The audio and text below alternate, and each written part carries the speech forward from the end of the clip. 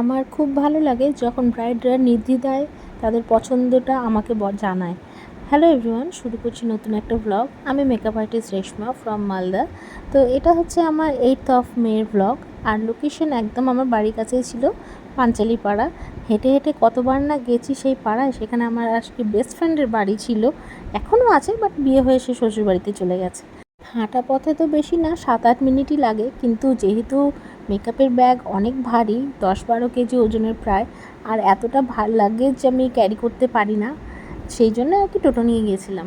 তো গিয়ে নিয়েই একটুও ওয়েট না করে কাজ শুরু করে দিই। ব্রাইড অলরেডি আমার রেডি হয়েই ছিল, স্নান সমস্ত কিছু কমপ্লিট করে, চুলও শুকনো ছিল তার, আর চুলগুলো ভীষণ সুন্দর ছিল, বড় বড় লম্বা লম্বা, আর স্মুদিংও করা ছিল চুলে।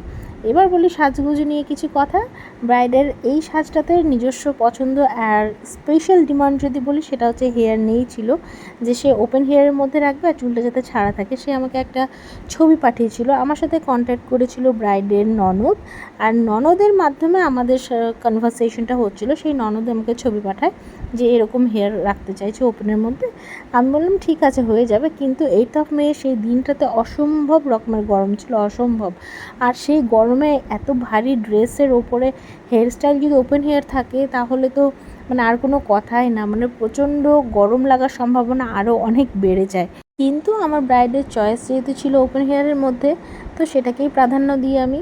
আর একটা প্রবলেম ছিল যে ব্রাইডের হেয়ারে যেহেতু স্মুদিং করা ছিল, সেই জন্য আমি আগে থেকে বলেছিলাম যে একটা যদি হেয়ার এক্সটেনশন নেয় তাহলে ভালো হয়, কারণ তাদের প্রোগ্রাম দুপুরেও ছিল, আবার হচ্ছে রাত্রেবেলাতেও ছিল, রিসেপশন ছিল এই দিনটাতে।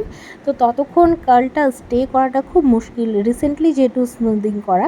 কিন্তু ব্রাইডের যেহেতু মাথায় অনেক চুল ছিল আর হচ্ছে বেশ লম্বা লম্বা চুল, তাই সে আর কি নেয়নি কোনো আর কি এক্সটেনশনস। আর সে বলে যে চুল তো আমার দুপাট্টা দিয়ে ঢাকাই থাকবে, ওটা কোনো ব্যাপার না, যদি হালকা যদি কার্লটা ডাউন হয়েও যায়। ঠিক আছে, ব্রাইডের কথা মতো আর কি ব্রাইডকে এখানে সাজানো হয়েছে। সমস্ত কিছু তোমাদের কেমন লাগলো জানিও। আর ব্রাইড তো এমনিতে তো অনেক হাসছিল, কিন্তু যেই ক্যামেরা অন করেছি শুধু আর্টিফিশিয়াল হাসি দেয়। তোমাদেরকে আমি কতবার করে বলি, না হাসলে ছবি কিন্তু ভালো আসবে না। এখানে দেখো সুন্দর করে আমাকে পোজ দিচ্ছে। এবার একদিন আমার 3টে কাজ ছিল, এই যে ব্রাইড আর ব্রাইডের লেহেঙ্গাটা দেখো কত সুন্দর। আর ব্রাইডের পরেই হচ্ছে ব্রাইডের জা আর ব্রাইডের ননদ, এদের দুজনকে আমরা রেডি করে দিই। সাথে আমার বোনও ছিল, আমার বোন একজনের পার্টি মেকআপ করে আর আমি আরেকজনের পার্টি মেকআপ করি। এই হচ্ছে এই দিদির সাথেই আমার কন্ট্যাক্ট হচ্ছিলো মেকআপের জন্য, আর বোন হচ্ছে এই বুনুটাকে আর কি রেডি করে দেয়। তো এই হলো প্রত্যেকের ফাইনাল লুক। এরপরে তো তারা খাওয়া দাওয়া করতে বলছিল, কিন্তু আমার বাবু তো সেদিন এত কান্নাকাটি শুরু করেছিল বাড়িতে, যে আমার হাজব্যান্ড বারবার করে কল করছিল, রিজভি যে তুমি তাড়াতাড়ি করে চলে এসো, রুহান অনেক কান্নাকাটি করছে। তো কাছাকাছি যেহেতু লোকেশন ছিল, আমি আর কি কাজ কমপ্লিট করে কোনো খাওয়া দাওয়া আর করিনি, সেখান থেকে তাড়াহুড়ো করে তাড়াতাড়ি করে বেরিয়ে যায়। বাড়িতে তাড়াতাড়ি পৌঁছানোর জন্য বোনকে ব্যাগ নিয়ে টোটোতে করে পাঠালাম, আর আমি শর্টকাটে হাঁটা পথে রাস্তা নিলাম, ভাবলাম যে পৌঁছেই যাব।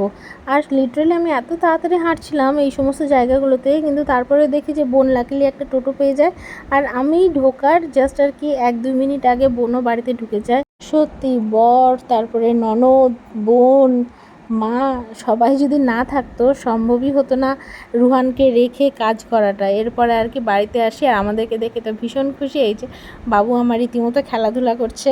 তো এই হলো আজকে ছোট্ট একটা ব্লগ। তোমাদের কেমন লাগলো জানিও, আর ভালো লাগলে ডেফিনেটলি বুক করতে পারো নিজেদের স্পেশাল দিনে।